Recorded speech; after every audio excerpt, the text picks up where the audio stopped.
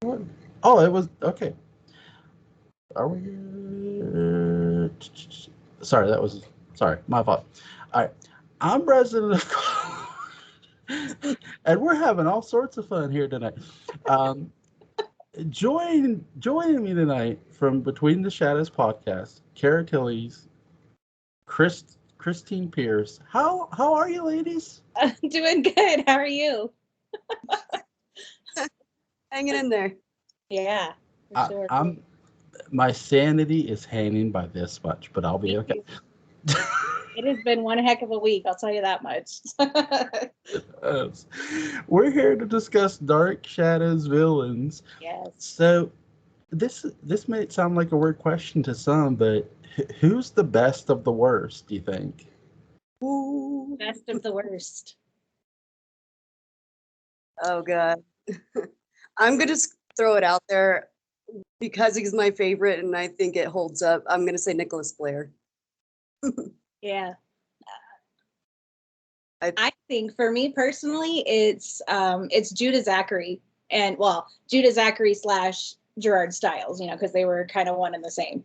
But that guy, my gosh, he had so much vendetta against the Collinses, and I mean, and rightfully so. But he had he had to possess Quentin, or not Quentin, I'm sorry, I'm all over the place tonight. He possessed Gerard and then possessed Quentin and then possessed, maybe not Quentin, I'm sorry, like I said, I'm all over the place, but then way in the future he possessed Julia, and just about anybody he came into contact with. I'm like, how pissed off are you, dude? So I mean, that's my vote. So Gerard Stiles, Judah Zachary. Yeah. My favorite villain is Count Potofi. The hand, I mean, literally, his hand is Dark Shadow's version of the Infinity Gauntlet, and it is. We don't need no stinking gems. We have a hand. We have a severed hand here. Yes. That has and the scary part I've always found about that is it has a mind of its own, and it's the thought of that is just terrifying as hell. It really is. Yes. And the powers that just this hand by itself has, even when it's not connected to Count Potofi. That hand is it. It's crazy. So I'll start with Kara, and then why Nicholas Blair? He was so powerful. He had the most power, I guess you could probably say. And he used it the way he used it, to do Satan's work, I guess you could put it that way. Yeah. But it's like his right hand man. I mean, how more maniacal do you get? Totally. But I think it's because he had the most power, I think, next to Count Potofi, if anybody. Right. What about your pick, Christine? Sorry. For Gerard, For Gerard, yeah. Judah Zachary. he was so he was evil, in the way that he was a warlock, and he had this entire coven of witches that followed him. And once he was dead, he didn't stop. He possessed Gerard, who wasn't really evil so much, but he wasn't completely a stand-up guy either, but completely changed Gerard's personality, made Gerard went on a quest to become master of Collinwood by using Gerard because he was Quentin's best friend. And, I read something the other day, and it kind of pertains to Gerard. It's like a fake friend is like the most dangerous weapon, and Judah chose the most dangerous weapon was Quentin's best friend, and he used Quentin's best friend to become master of Collinwood because he had such a vendetta against the Collinses, and it went through the generations. I mean, he showed up in 1971, and then he showed up in 1995 when they went to the future too, when he possessed Julia and caused Julia to betray Barnabas and tell the cops, hey, there's a vampire over here. You need to stake him or whatever. But I mean, he had the biggest vendetta I've ever seen in a villain, and it's just, he's one of my favorites, not even in just Dark Shadows, just of all time. I think he was incredible. But okay, so Diablos, who Nicholas worked for. Yes. Now they don't we don't see who Diablos is in the 60 series because people had to protest and be crazy. But so today, if either of you had to cast Diablos today, who would you cast? I think I answered this on your Facebook. Yes, you did. I still stick by my decision. I still think Willem Dafoe, because that man, he's just the resident evil character, I think, and I think he could pull it off really, really well. But yeah. You got a good one there. I agree with you that you got a good one there. That's what you get in mine last time. That was a really good one. I think it would be really interesting. I've thought about it a little. I think it would be a little interesting to totally flip Morgan Freeman from playing God to playing Diablos. Oh, no, that's a good one. To see, because I think he could do it. That's so too. He has the right kind of voice too. Yeah. I love both your choices. What about your choice? Okay. I did this for the 60s and the original, like who would you? And I was talking to a friend of mine, Darnell Week, shout out to the Myers fan, but for the 60s, I would have casted the host of the Twilight Zone. I would have casted Rod Serling. Yes. And he said, why Rod? And he goes, he's so, he's not really known for playing the devil. I said, that's just it. You want someone who you would least expect to be the devil. That's a good but for today, there's this guy who he's a writer. He's interviewed celebrities. He's written for magazines. He's been in small parts, very small. Mostly he's been killed off. But every time I hear his voice, I hear this nice man. But underneath that voice of his, there seems to be a tone I always seem to hear that when he takes, it's like there's a touch of evil down in there somewhere. And that man would be Justin Beam. He screams the devil to me. I don't know why. Justin's not a bad person. Yeah. He's gonna hear this and be like, "What the heck, dude?" He's gonna shake his head at me. But he definitely. I follow him on Twitter, but he definitely, to me, I don't know why. Because when I heard his podcast, the Justin Beam Radio Hour. And he was interviewing the guy who was supposed to originally do Jaws 2. And I was listening to him talk, and his voice just made me think of the devil. Okay. I could get used to that. I certainly could. It's weird when you hear somebody, right? Definitely. So what did you ladies think of? Oh, first of all, sorry. What would you classify Burke Devlin as? A villain, shades of gray, what? We just had this discussion. I'm not sure that I would consider him a villain, because his reason for going after the Collins family, I feel, was completely just. I feel like he had a good reason. And, he went to prison for, 5 years for a crime he didn't do, I agree. I don't put him in the villain category. He was just trying to make things right for him for once. Yeah. By the way, I do agree with you ladies about Ben Stokes. I don't think he was a criminal. I think he went to prison for a crime he didn't commit, which is sort of taken from a bit of The Shadow. I forget what agent did this happen to, but he was known as a gangster to most people, but only because they believed he actually did it. But The Shadow knew better. Mm-hmm.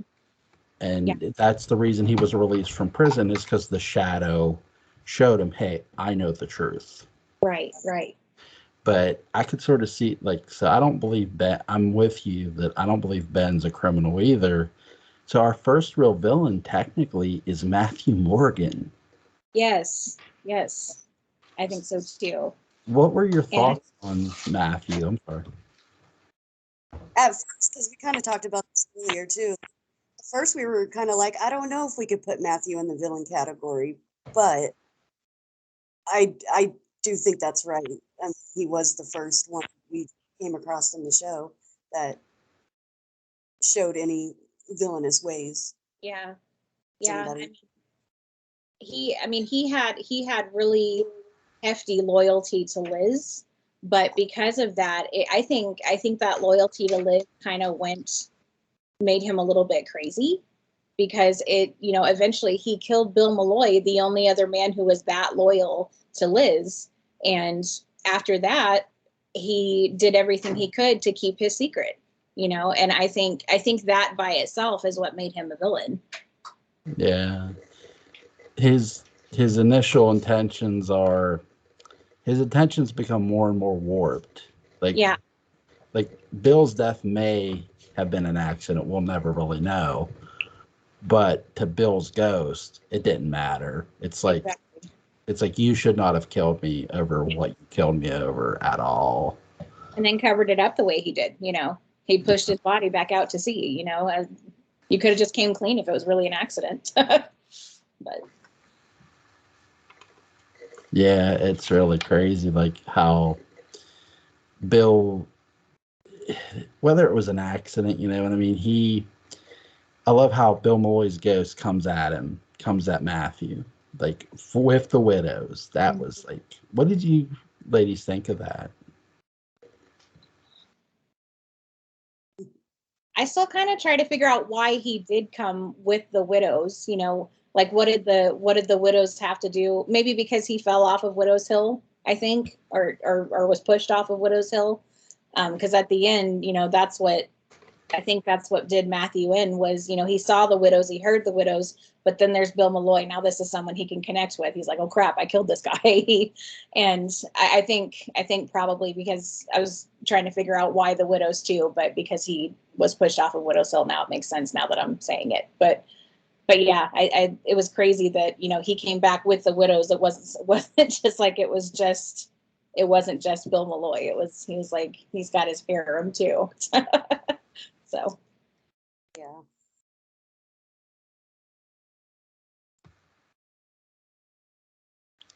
I'm sorry, did you want to add anything, Kara? I'm sorry.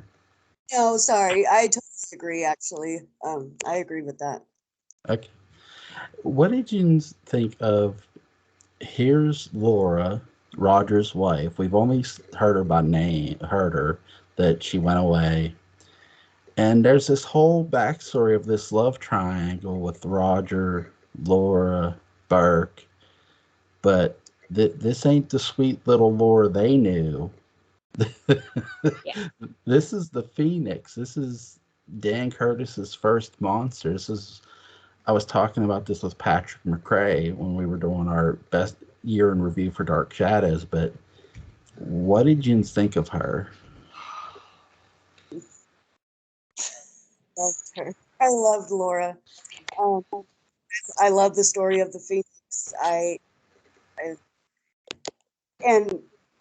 What we talked about on our episode about Laura, it's the love she had for her son, even though it may have been on the crazy side. She would do anything she did, and you got to respect that loyalty. And still trying to pull this on Roger and that on Burke, trying to get her way. There was that too, but she had loyalty to her kid no matter what, even if it was taking him into the flames. Yeah, I had such conflicted feelings about Laura, because like I felt her as a mom myself. Like I felt, I want to be with my child, and there's no way that I could go another 100 years without my child. And when we did this episode of Laura, it made me so emotional, because it's like, I know that she's a villain, and I know that she means to kill David. I know that. But at the same time, it's like, I feel her, I feel that from her. And it's, but at the end of the day, she killed Dr. Guthrie. She did whatever it took. Whoever stood in her way, she did away with them. So at the end of the day, she was evil. And Diana Millay, in her interview when she was talking about Laura, said, we're all just trying to make decent human beings and make decent human beings of all of ourselves. And Laura performed miracles. They weren't always wonderful miracles, but their miracles just the same. So I had a lot of conflicting feelings about Laura. It's like I knew she was a villain, but at the same time, I knew she was a mom too, and I connected really very much with that. So, but I have a strange question. Okay. Do you both think that Laura, David's mom in Phoenix, willingly gave her body up to this entity? I kind of think so.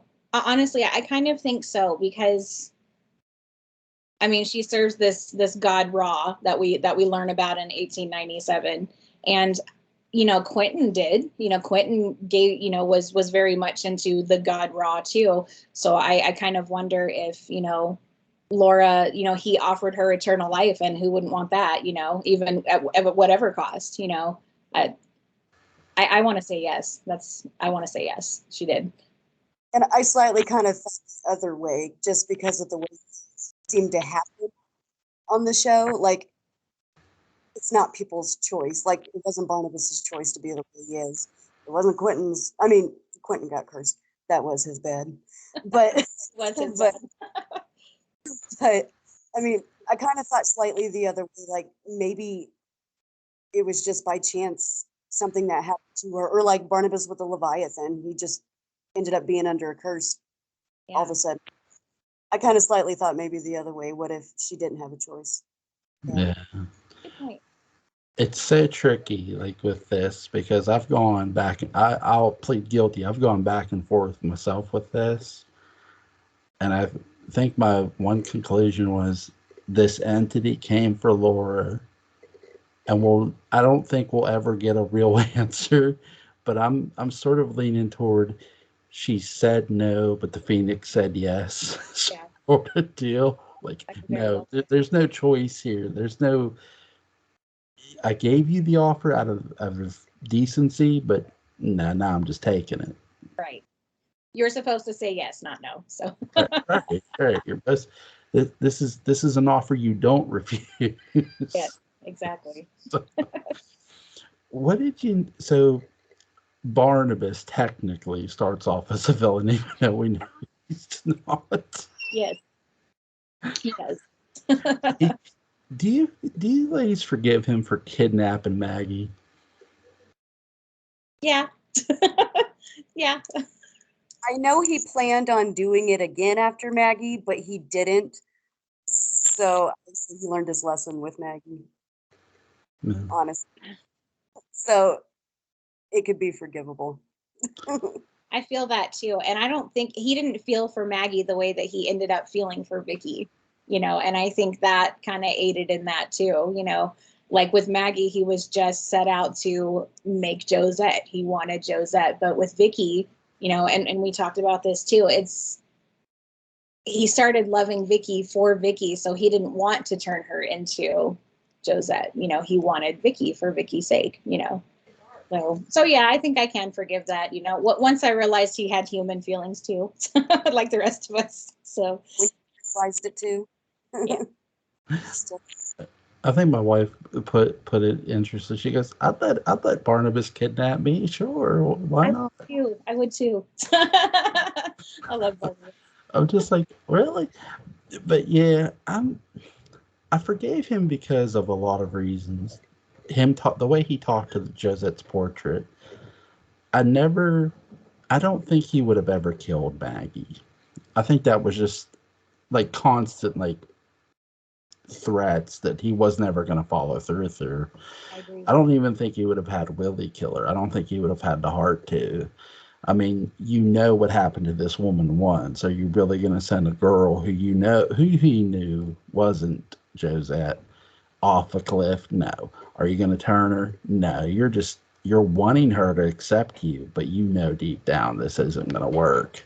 Right. And I think I forgive him because I understood. Like, I get it. Like, you want a normal life, but it's not going to go this way exactly the way you want it to, which is, strange, but hey. Mm-hmm. So what did you ladies think about Angelique, Laura Parker's witch?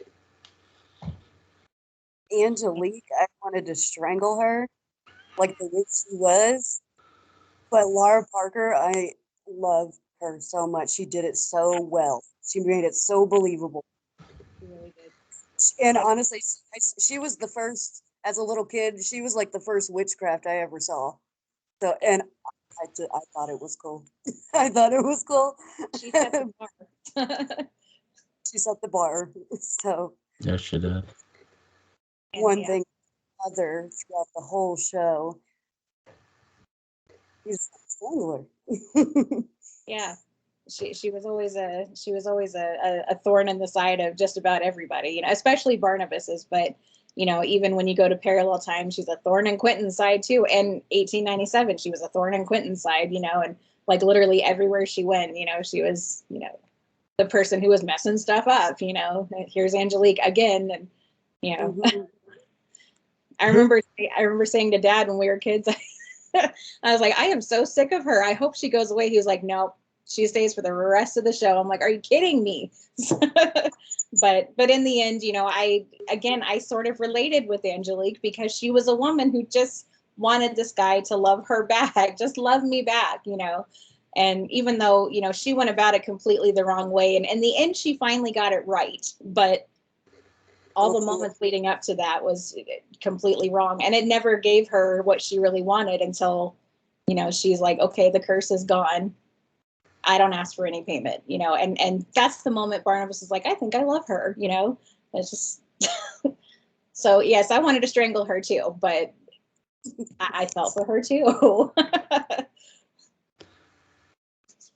I think that when I think of Barnabas holding that pistol, like getting ready to shoot her, I'm thinking, man, we really need Solomon Kane here because Barnabas can't shoot worth shit. No. He was a better shot than Jeremiah, but yeah, and it's like you're either a good shot with a gun or you're a bad shot, and no one's both. So it's like, man, he was aiming. Where was he aiming her head? He hit her the shoulder. I'm thinking, oh man, this guy's no. I would not hand Barnabas a 45 anytime soon. But but I think I love Laura's performance as Angelique. There's so much emotional range with her character where she loves this guy so much and she'll do anything to get him. I mean, to me, when I saw the Phoenix, because I saw it when I told you girls, I saw this from the beginning. I didn't think I was ever going to see that kind of intensity in a character the way like the Phoenix was. But Laura Parker's Angelique not only equals that, it sort of surpasses it in a way. yeah. And it just, I ignore the rubber bat going through the window because Yes. I don't, when I see the bat, all I keep hearing is Laura's words to Barnabas. And it's scary as shit. It totally is. It's like for those of us who are, you know, who are true fans, you know, we have the imagination to look past that and hear what that witch said, and we're like, holy crap, he's a goner, you know. And that rubber bat didn't mean anything because we were listening to her. You know, she's the one who's messing stuff up, and that's what we heard. You know, it wasn't about that rubber bat. It was all about that curse that Angelique just put on him, and we were like, oh crap. But I agree. I absolutely agree. Do you think Angelique? Now I know Angelique was a part of Judah Zachary's cult, but do you think Angelique maybe could have created her own coven? Definitely. Yes. Definitely. I mean, from what I understand, the rankings with the power thing, but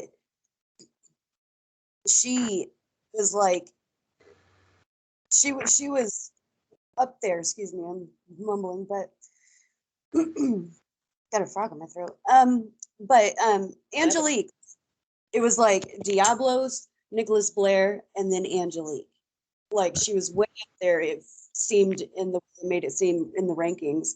So I absolutely think, and just the way she had control over Ben Stokes, like so easily, she could have easily built her own coven and had a following of her own.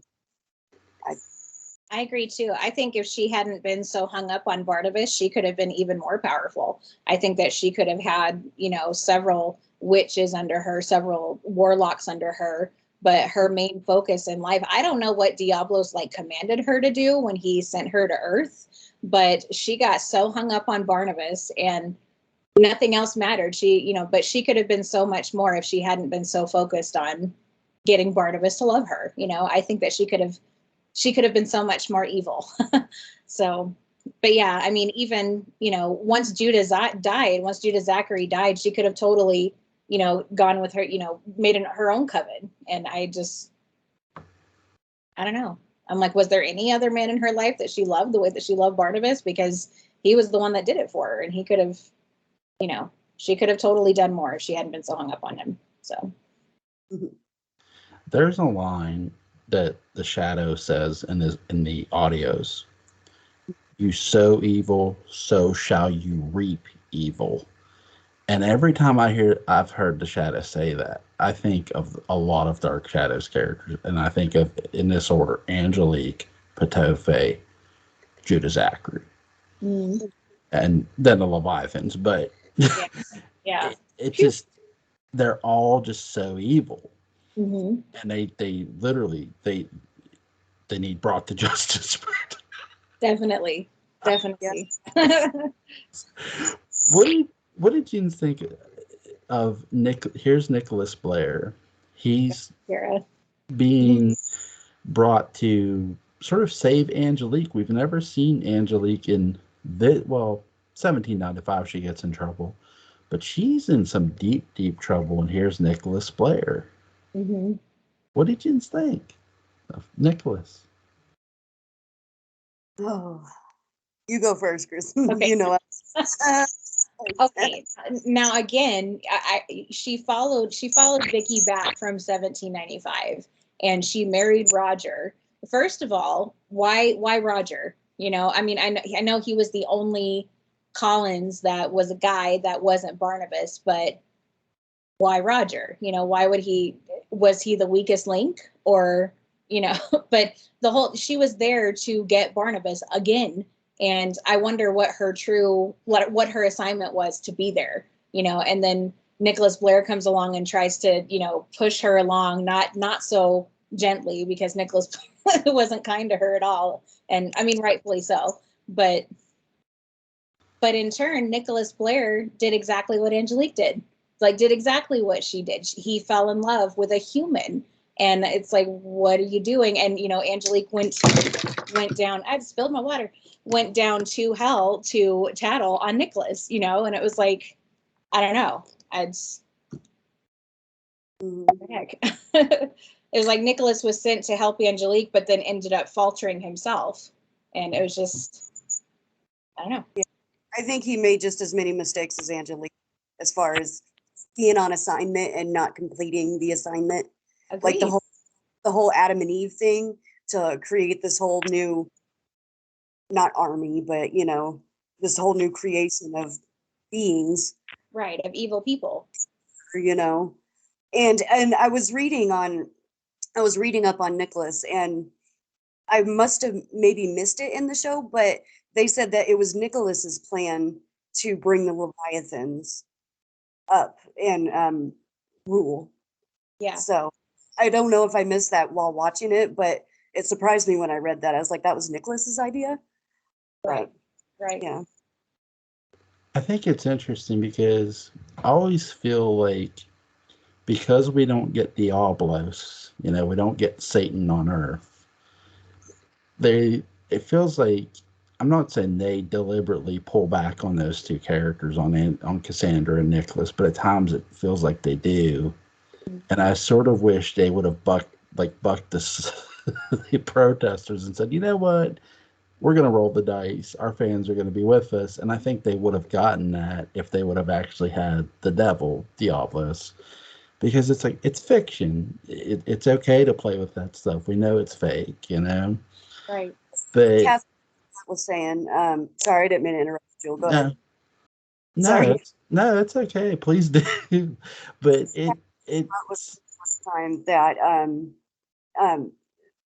they were saying, well, we're gonna do this next week with the characters, and somebody was like, oh, well, you think they'll buy it? And she's like, the fans will follow. Yes. Like they understand, they'll follow. Like no matter what, they'll get it. Like we have to trust our fans. Yeah. Yeah, and we did. We all did. We understood, even as cheesy as it may have been at times because of the whatever, But us fans, we follow no matter what they do. Right. I think that's my thing. It's like if you just don't worry about a religious group coming after you because of Diablos and go full torque with that, you're gonna have one hell of a thing going on. I like Nicholas Blair. He's a really cool warlock as hell. And I love how we've never seen we know Barnabas manhandled Angelique, he choked her, but we've never seen anybody smack Angelique. He smacks Angelique as a vampire. Yes. And I just was not expecting that at all. Yes. And it was, I don't know why it was funny for me to see. I just don't know. It was like he just didn't take any of Angelique's crap, and we haven't seen anybody that doesn't take Angelique's crap the way that Nicholas Blair didn't take her crap. It was like, I'm in charge here, not you. And it was kind of nice to see someone who was over Angelique, for once, because the whole time in 1795, it was Angelique ruling with that iron fist. I'm going to have my way. And then Nicholas Blair comes along and says, yeah, think again. This is my show now, And I let Nicholas kind of just stole the show in that way. This whole time it's been about Angelique the witch, and we're like, wow, she's such a powerful witch. Well, here comes Nicholas Blair, who's an even more powerful evil being. And it's like, yes, I didn't think that they could top that, and they did, and it surprised me and excited me, and I loved it. So Nicholas Blair is a number 2 for me, by the way, under Judah Zachary. So nice. Do you put Adam and Eve on the evil list? Are they on the baddie list? By not by choice. Right. Yeah. Like Adam, poor Adam. He was like a child, and when Sam Evans was the one coaching him and teaching him, even when Barnabas did, Barnabas was I think he did a terrible job at trying to teach Adam the ways of life. But like when Sam Evans got a hold of him, and then when Professor Stokes got a hold of him, he learned so much more and learned how to be a good man, and then he was well on his way. And then Nicholas Blair came along and just totally just corrupted his mind. And so I'm not sure that I can put Adam on that list, but I can definitely put Eve on that list because Nicholas brought an evil woman to provide her life force. So yes, I think Eve could definitely be on the villains list, I think. Just for the plain fact of who supplied her life force, Yeah. You can talk too. I'm chatty, Kara. Sorry. I'm enjoying this. Okay. I think that I'm with you. Eve is evil.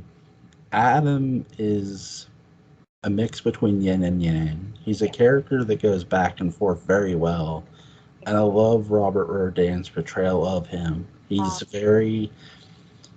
he goes through so much. He's the one character who goes through the most emotion in such a short time, and he's expected to be on as an actor, and he is. And it really isn't. He's one of the most underrated ones. For really, to me, first underrated ones we really see. I agree. I absolutely agree. And I wish that, we had seen Robert Rodin play somebody other than Adam. Adam was great and he did a fantastic job as Adam, but I kind of wish they would have brought him back for something else. He was like that one and done character, and we never saw Robert again. And I kind of wish we had. I think they could have brought him back for something. But yeah. So, Ghost of Quentin.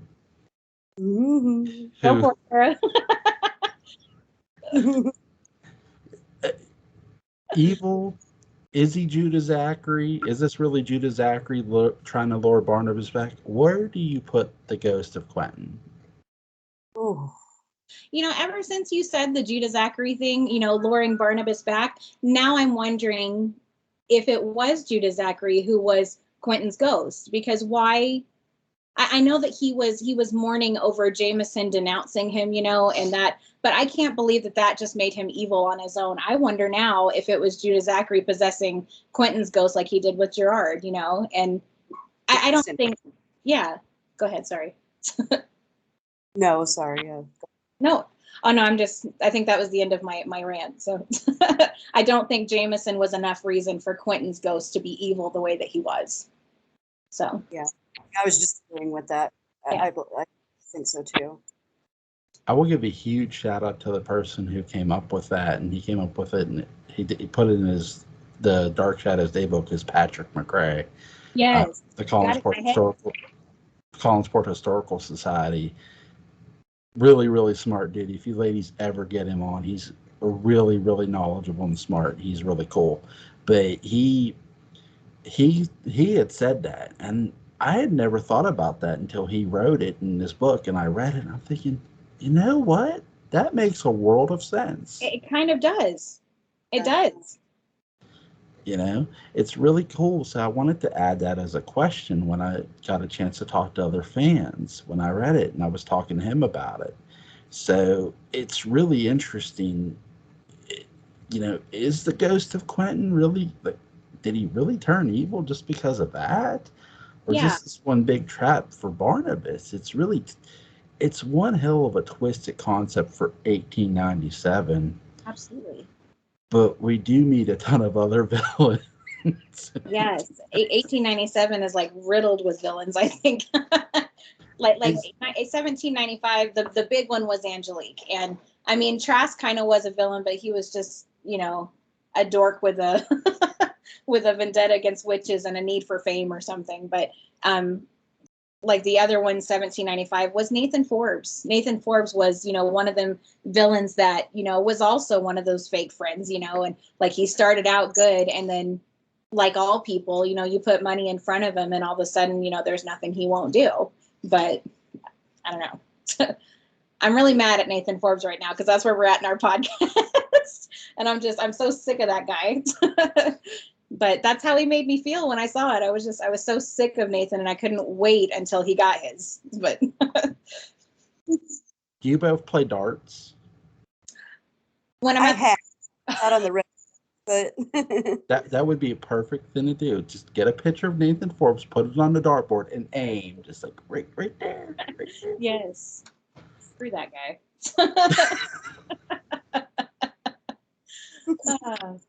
Sorry.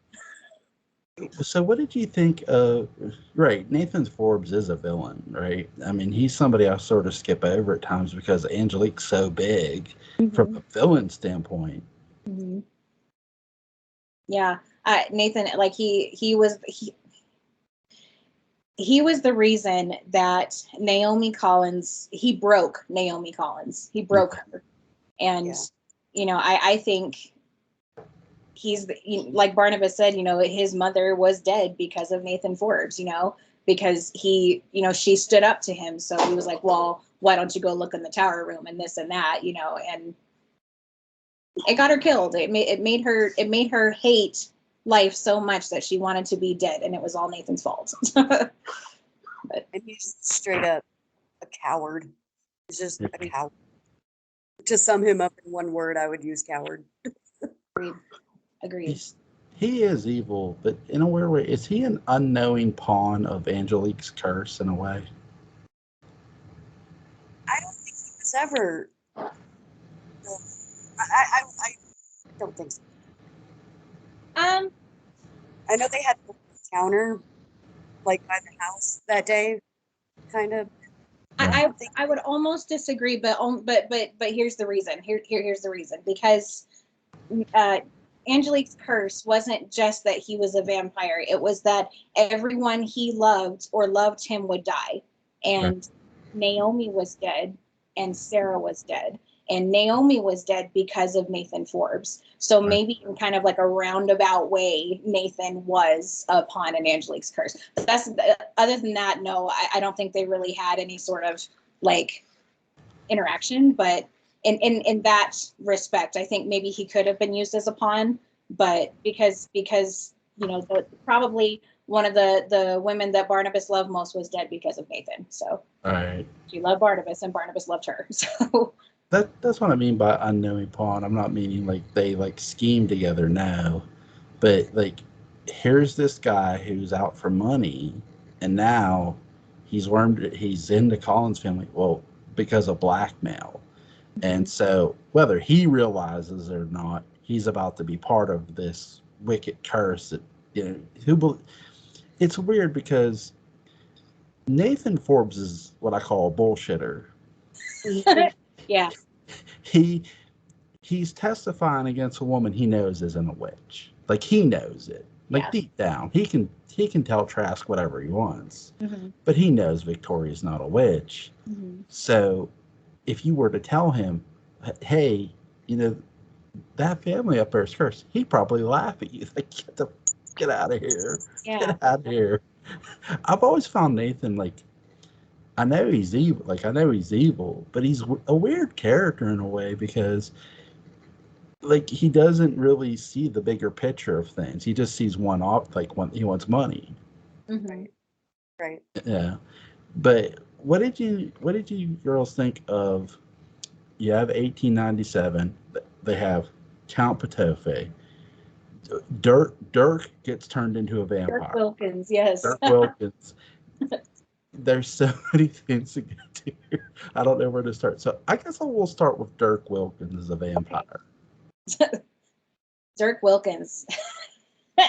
he was such a he was a nobody really to mostly everyone, but wrong place, wrong time, and then he was a vampire, and then he just raised all kinds of hell once he was a vampire. He attacked the mistress of Collinwood, and even said this. There was this one line that Dirk said to her that I love so much because he bit Judith Collins, and Judith Collins was so my way or the highway. This is what goes, and all of a sudden she's the one taking orders. And it just.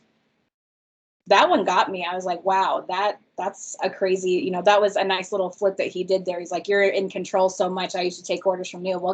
I used to take orders from you. And he's like, well, now you're going to take orders from me. And it was like, whoa, So I think he made a very freaky friggin' vampire too, I think.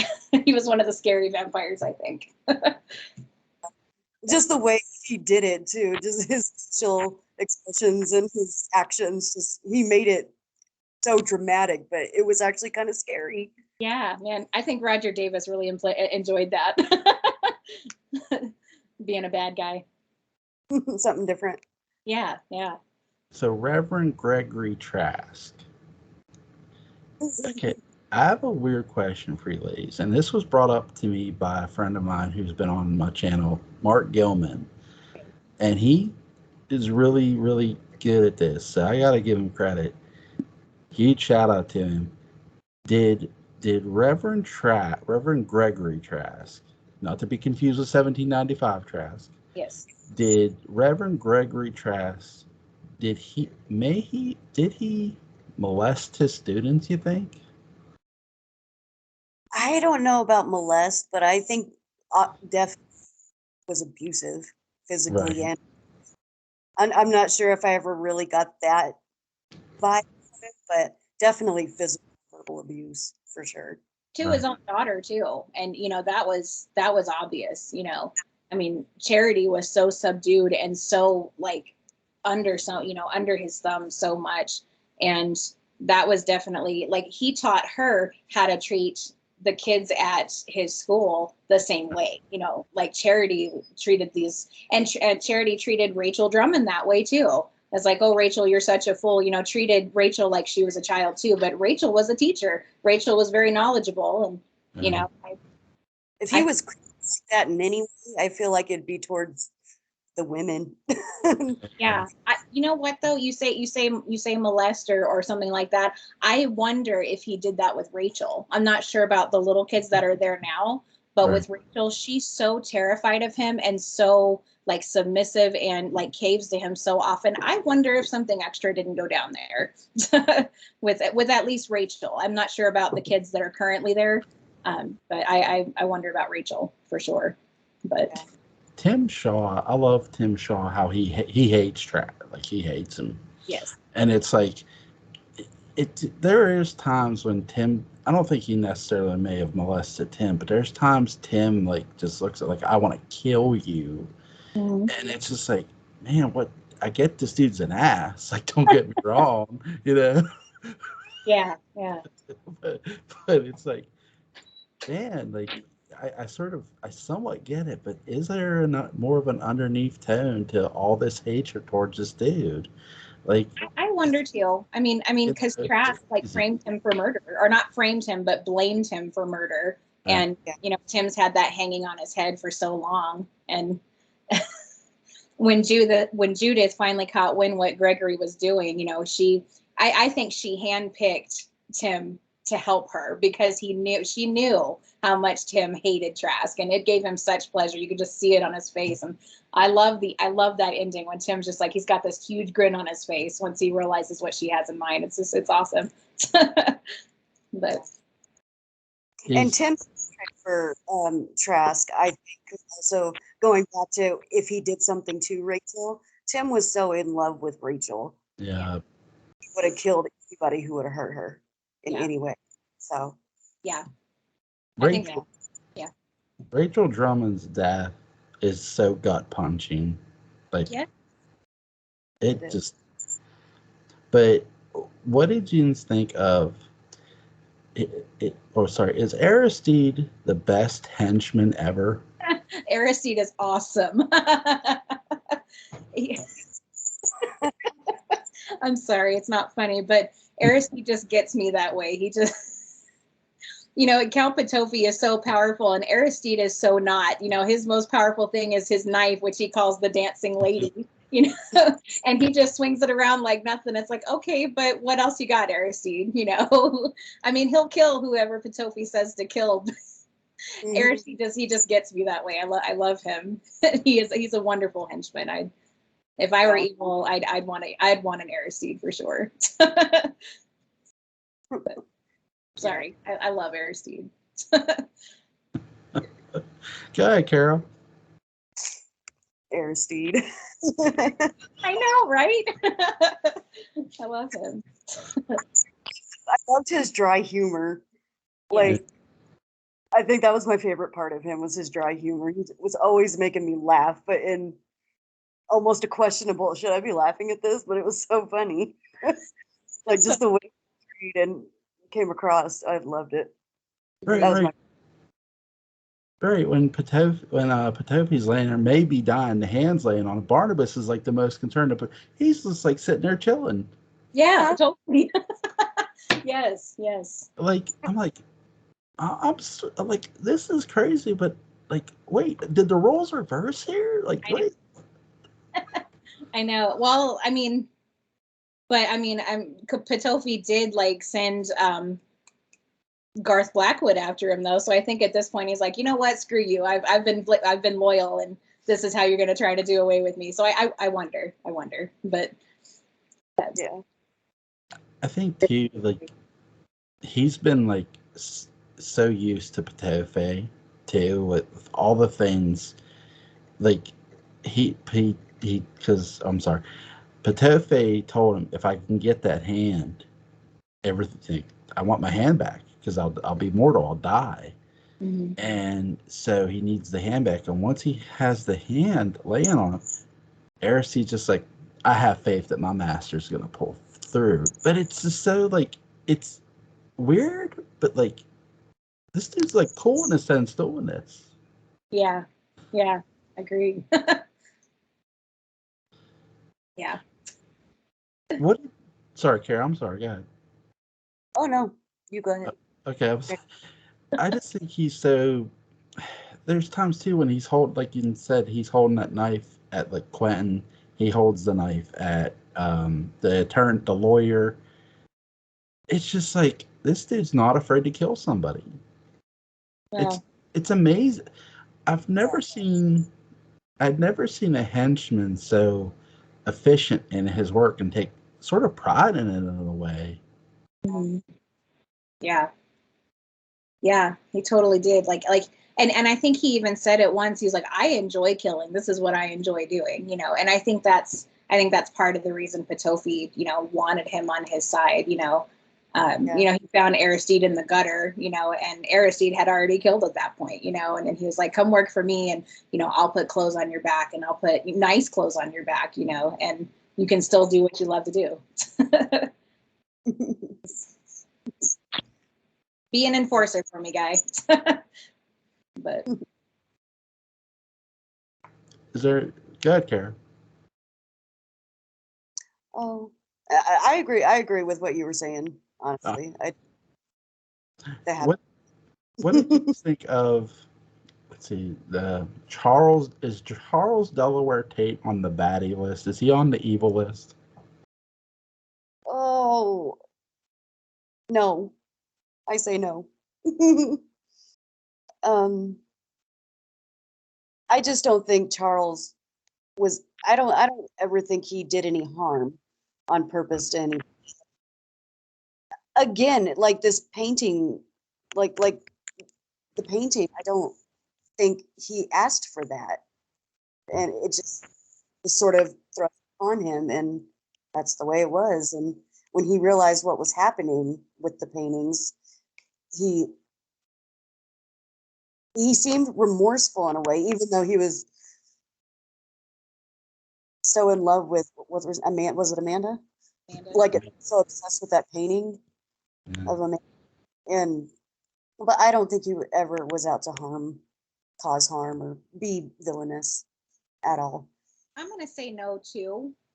I mean, the one thing, the first thing, really the only thing that comes to mind that Charles did that was like, what are you doing, guy? He painted over Quentin's portrait because Amanda loved Quentin and he didn't want Quentin to ever find it. But that I think would be something that any human would do. I don't think it takes a villain. I think that it was just jealousy, and I don't think that he didn't put a curse on Quentin. He didn't prevent Quentin from not experiencing the curse that he was under. He just didn't want Quentin to find the portrait because he knew that would screw things up for Quentin and Amanda. But no, I don't think that we can put Charles on the villain list. I think he's shades of gray. Shades of gray. He's neither necessarily good, but he's neither necessarily bad. He's not going to do something so evil that puts him on a bad list. Yes. But he's not going to do something overly good either, I don't feel. But no. I love the old, how they had him as the old man Tate in the future. Love the make. Yeah. I like that. I'm still trying to figure out how he did it. I mean, I knew he was an old man, but made this exact copy of himself, to stand in his place. But right. At least he got his powers back. Right. So what did you think of? Well, Laura comes back in 1897. So we've covered Laura. What about Count Potofi?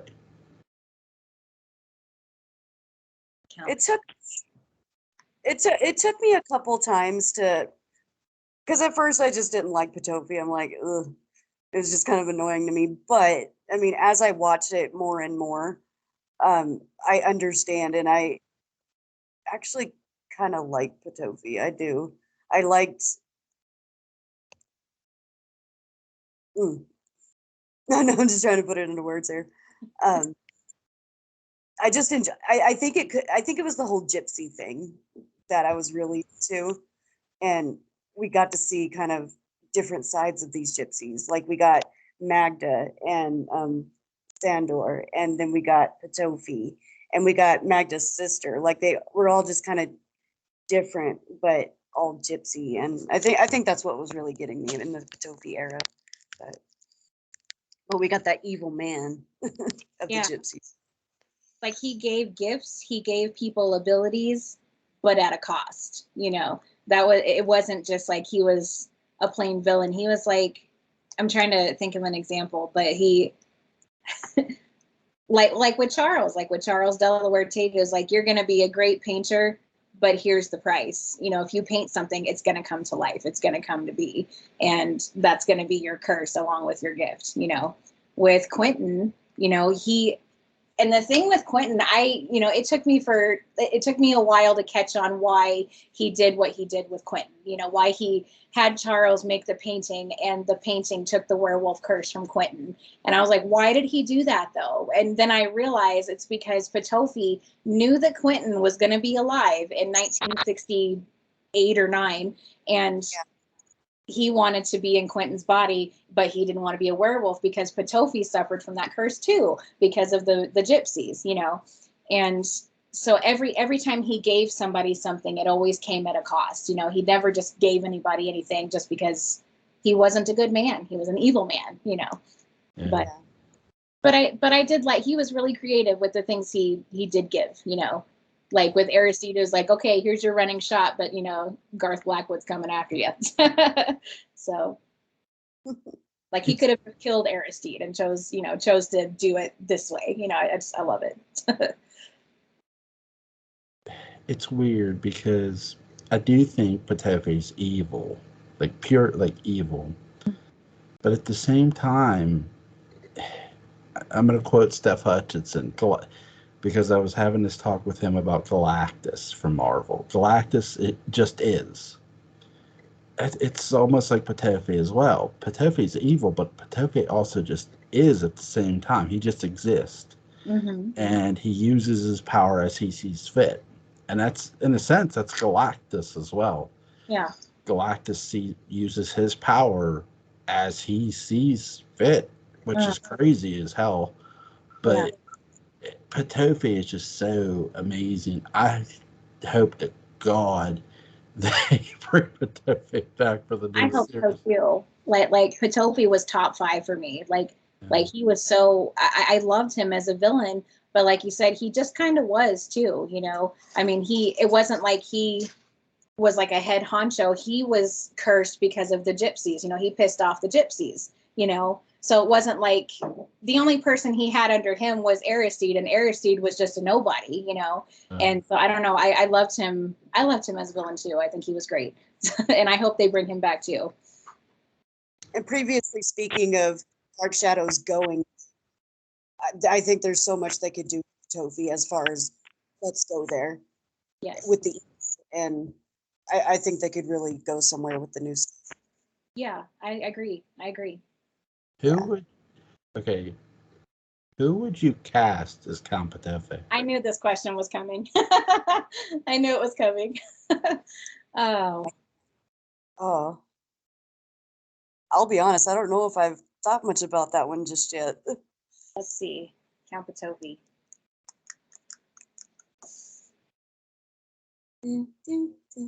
I know. I don't know. We might have to come back to it. I'm thinking. Potofi. I don't know. Who would you cast, Jule? I gotta admit, I don't have a great choice for this at all. So my initial pick was the guy who plays Kingpin, who played that detective in one of the Law and Orders. I forget his name, but Vincent. Vincent's that guy. Yeah, I know. But I got to give, I'll give a huge shout out to Patrick because he selected Alfred Molina.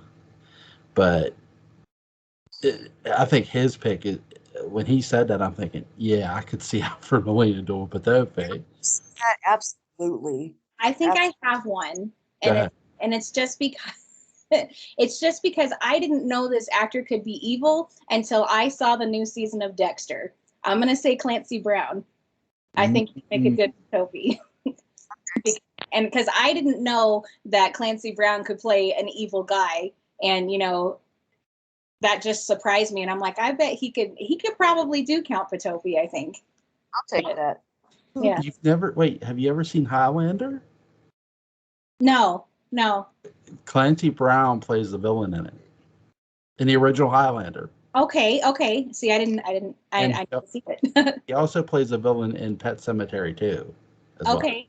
Okay, I haven't seen that either. But go watch Highlander. It has Sean Connery, Christopher Lambert, but Clancy Brown is in that movie, and he plays the Kurgan, and he is one mean son of a bitch.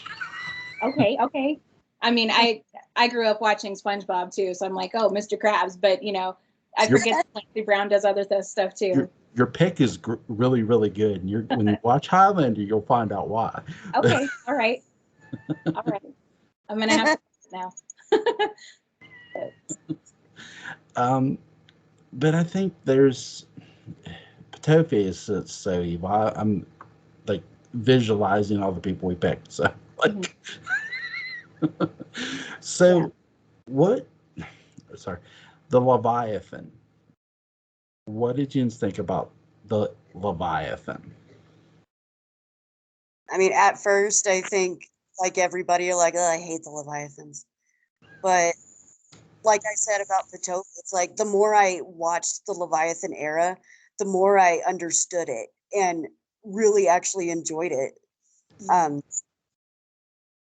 I loved when Jeb finally came on with the Leviathans, and that's like when Barnabas kind of snapped out of it, and that's when they started fighting kind of together against this evil force and overcame that. And I think I enjoyed it. I enjoy it now, for sure.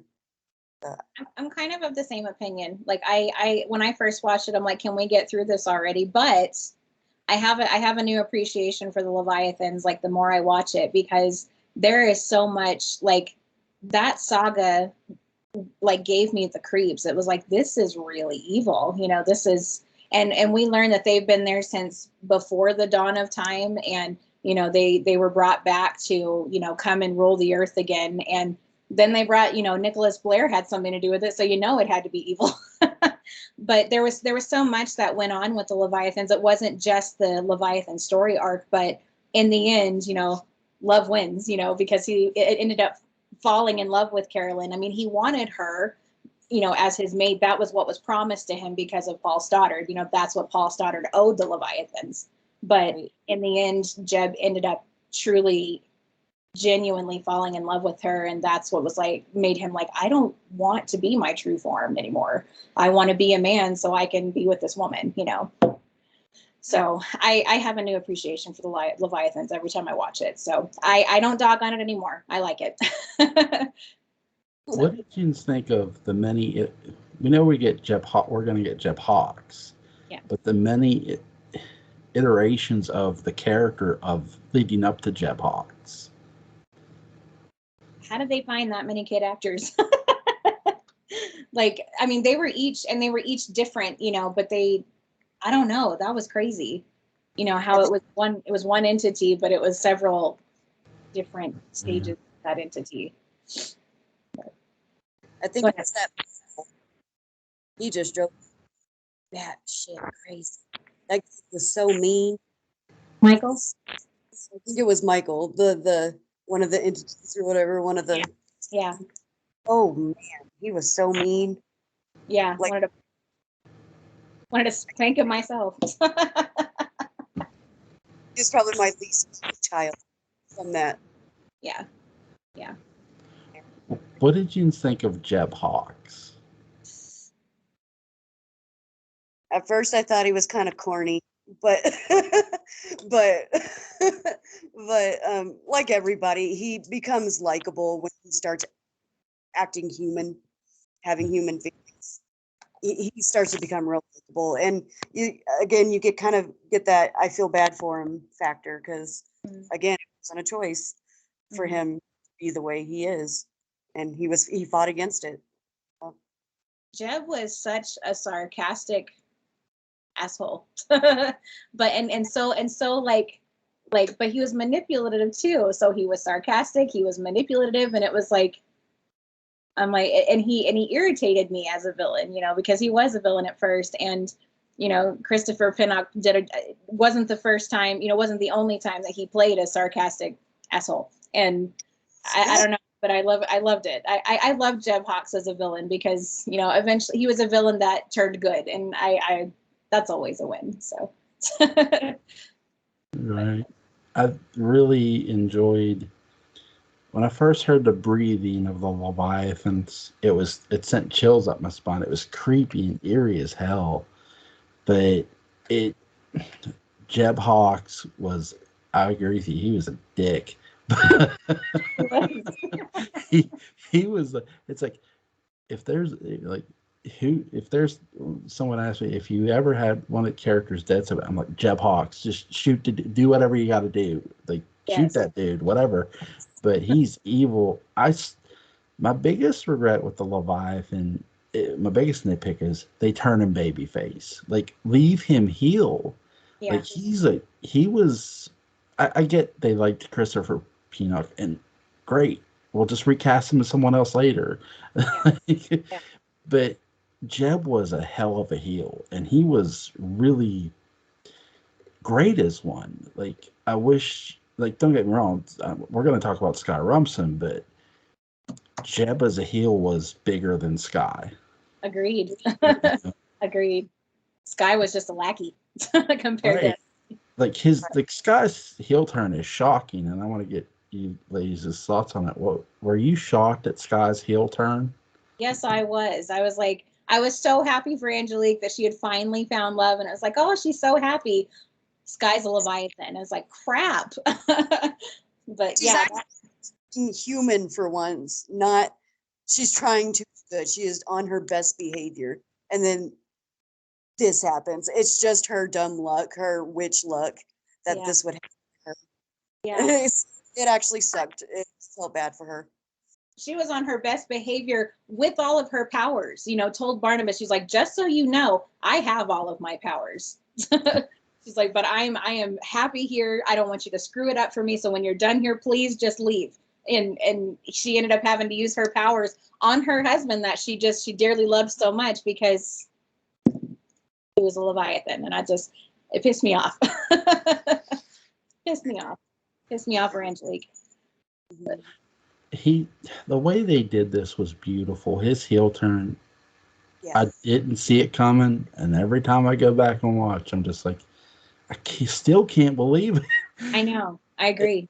It's so. I love how Carolyn's in his house, and I believed his excuses too. Like, I bought it. Like, there's a line in Die Hard 3, hook, line, and sinker by Jeremy Irons' character. Well, hook, line, and sinker. You got me, dude. Yes. I bought your bullshit, and I'm just like, what? I did too. Yeah, it must have been this week or something. Because that was one of the most shocking things I've come across. I was like, yeah. There was a few moments like that in the show, especially with a villain-like character, and I was like, what? But so Judah, I'm trying to think of a mistake. Judah Zachary. How big is this heel? Is this the biggest heel Dark Shadows has had? I think it touched something. There's something in there that we hadn't felt or seen before until Judah Zachary came on scene. As far as evil presence and evil doings, like I just hadn't felt we'd seen that before, and it was still new in a way. The thing that surprised me the most about Judah Zachary Gerard Stiles, you get Gerard's ghost and he's evil. He's got that snarl, and you're like, holy crap. He gave me the chills looking at Gerard Stiles' ghost. But, but it was kind of in the same turn as we saw Quentin's ghost. He was like, he's so frightening. He's so scary. And then when we get there and we meet him in life, he's just a guy and he's not evil. He's kind of a dirtbag, but he's not evil.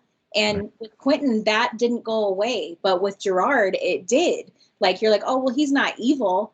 And then you see that head looking up at him and you see, then and Gerard's head ends up in the box and you're like, oh my gosh, it wasn't like it was with Quentin. And that shocked the crap out of me. It just, man. And maybe that's why he's my favorite. Cause I was so shocked to see that. Like, I didn't see that coming at all. I'm like, so when do we get evil Gerard? And it was like, it wasn't Gerard at all. It was this other guy. So But I think that Gerard Stiles, the whole time I'm watching James Storm be this heel, and someone else is in that body. I'm going, I want Judah Zachary, Dad. yeah, oh yeah, yeah. James Storm, just what a heel. What the way he played that was amazing. When I first saw his character on screen, I'm thinking, there's the son of a bitch. You got to get him. Barnabas, you got to just take care of him now, dude. Don't worry about it. But you're going, wait, he's possessed? Huh? And it's just like, oh no. Oh, wow. Yeah. That's how it got me too. And I was like, I don't know what to say. I have no words. And how is this going to, and nobody knows, nobody even catches on that Judah Zachary is possessed Gerard Stiles. And it's, and we don't see like Gerard Stiles as himself for very long before Judah takes over. And then that's all we see until Gerard is lying there dying. And he's like, I need to see Quentin. He was like, I'm so sorry. I wasn't myself. And it was like, Judah's dead, but so is Gerard. And it's like, well, damn. But yeah. Okay, I have 2 questions with Judah Zachary. Okay. How would you both bring Judah Zachary back for the sequel series, and who would you cast to play him? Oh, what's his name? I don't remember that actor's name because I have. Who does he play? The Trinity Killer. John Lithgow. God, thank you. I think he could be maniacal, man. I really can. He could be creep. So I think he would make a good Judah Zachary. Creepy. Like, I think he could do it. Have you seen? Mm. Have you seen John Lithgow in Cliffhanger? Yes, I have. No. Yeah. Yeah. He can play a heel. He can. Yeah, she's right. John Lithgow can play a heel. Who would you cast, Kristen? I don't know. John Lithgow was a good choice. I could just see him with that haircut that Judah Zachary had, with like half a forehead and then the rest of his hair.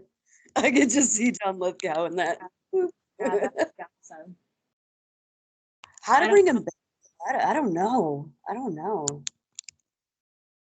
How would you bring him? I keep thinking of your story, of your story, Jule, of when Angelique, or not Angelique, but Laura Parker. I kind of dig that idea of bringing Judah back. I'd like to see that. I'd pay to see that. Thank you. Oh yeah. I'm no hyperbole. I literally would. I'm like, I've been thinking about that since you said it. I'm like, that'd be so cool. For Judah Zachary, I love the John Lithgow. That is a great suggestion. But if he's not, because both actors, the actor you're thinking of is older, and the actor I'm thinking of is older too.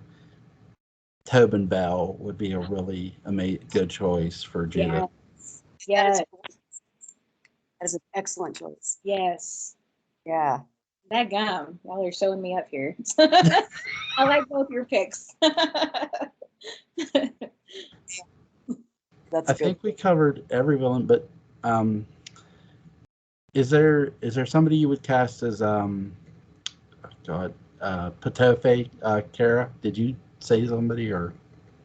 Oh, I'm gonna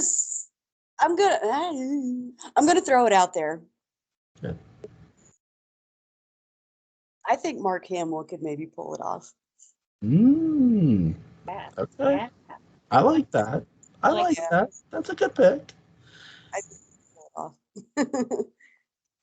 I mean, the way that Mark Hamill played the Joker in, the animated series, I mean, he's already got a knack for the voice maybe. And yeah, I think I could see Mark Hamill as Potofi for sure. Have you ever heard, well, he's long dead now, but have you ever heard Orson Welles as the Shadow? I have, yes. It's phenomenal. It really is. Yeah. I love it. Now, I did prefer Bill Johnstone's take, but the weird part about that is Orson Welles' like radio version of the Shadow, the season they did it in, his season is actually a reboot. Yeah. Which is weird. I was like, well, for a reboot, they really did that good. Yeah, oh yeah, for sure. Yeah. Fantastic. I think there's been 6 actors who voiced him over the radio overall. I like when they got the original guy prior to Wells to come back and rival Bill Johnstone to play a challenge to the shadows, the name of the episode, and it's really good. It's a really good radio sequence they do. Awesome. I enjoyed it. I mean, I haven't listened to its entirety, but I have heard a few episodes, and it's good. It's got a hook. So, who would you cast as Judah Zachary, Kristen? I don't know. I liked both of your picks, and they were both awesome. But here's one for you. Here's one who could maybe do it. I was kind of thinking Stanley Tucci. I was kind of thinking that direction because I think he could probably do it. I've seen Stanley Tucci in so many roles, and he's kind of like a chameleon. He can kind of adapt to whatever. And I think I've seen Stanley Tucci be creepy, and I've seen him be that kind of evil, sinister person. And I think he could do it. I think he could. So there is a character I didn't ask about who would you cast in the Dark Shadow sequel. Who would you cast as Angelique? Oh, Angelique. I have thought a lot about this one, and I don't have a straight answer. But I have thought a lot about her, but you just have to live up to. She set the bar high for Angelique. She really did, and I think Lisette Anthony came really close in the revival series.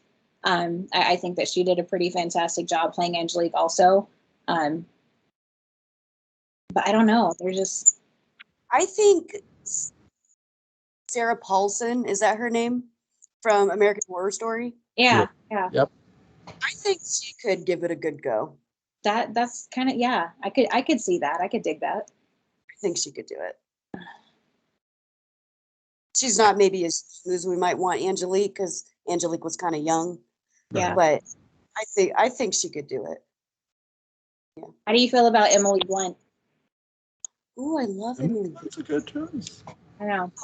I've been thinking about her too, and I'm like, yeah.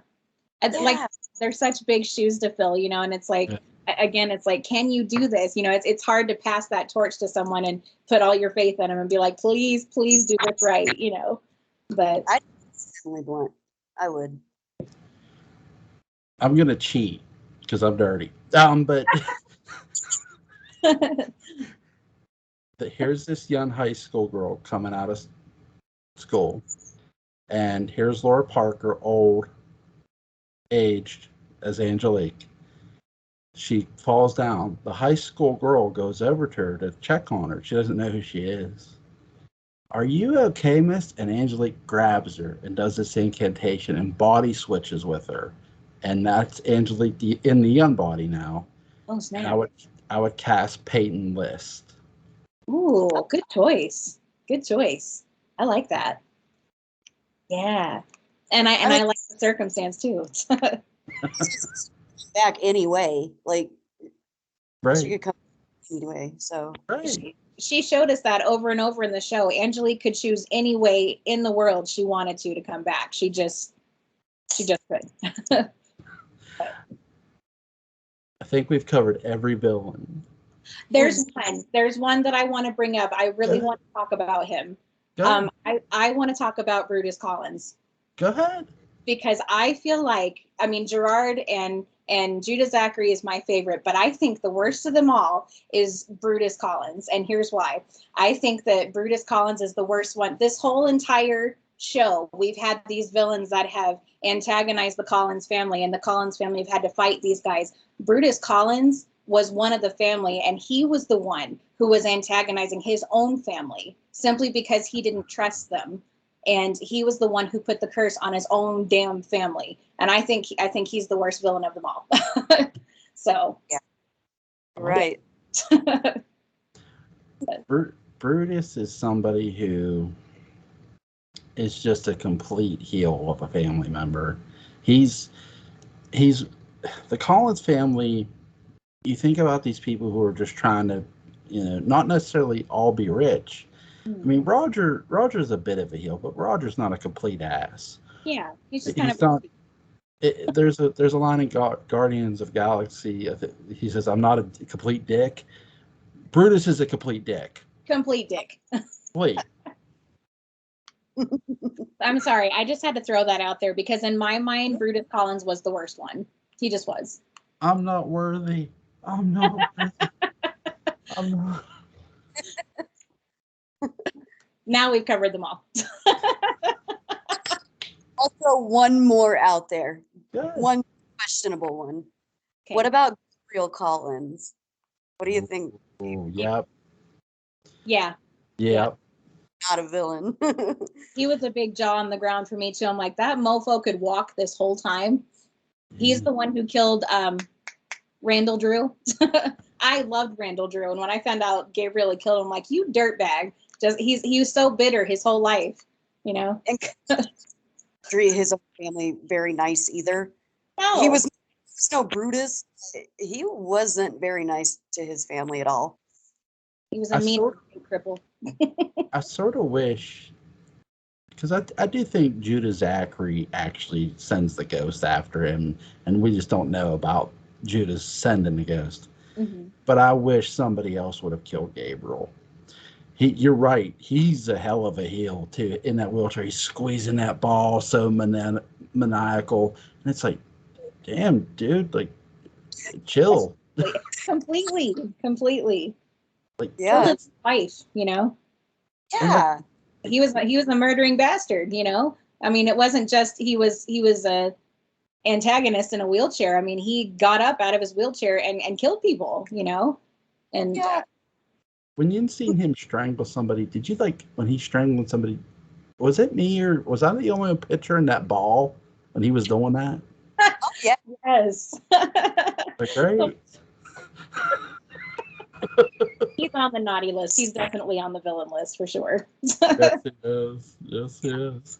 Thank you for reminding me of Gabriel. And thank you for reminding me of Brutus. Thank you, ladies. Yes. Thank you. I want to first of all thank you for giving me both your time tonight. Thank you both so much. Thanks for having us. I've had a blast. Thank you. I do too. I love this. Me too. I love it too. For Kristen Pierce, for Cara Tillies, I'm Resident of Collinwood. Go check. Link will be in the description box for Between the Shadows, a Dark Shadows podcast. Go check them out. Really, really cool. I set my reminder for part 2 of your witchcraft trial. I listened to part 1. That was really good. That took forever. That was a long one. I do have a request down the road. You don't have to do it right away. Can you do a retrospective of Widow's Hill, the Legend of Widow's Hill? Okay. It's not something you have to do right away. Just a request from a fan. Two fans. That's what this is all about. And I thank you both kindly for it. But thank you both so much for giving me your time tonight, and thank you both for coming on. It was an honor. Yes, thank you, Jule. We appreciate it. You both have a great night. You too. Bye. Bye.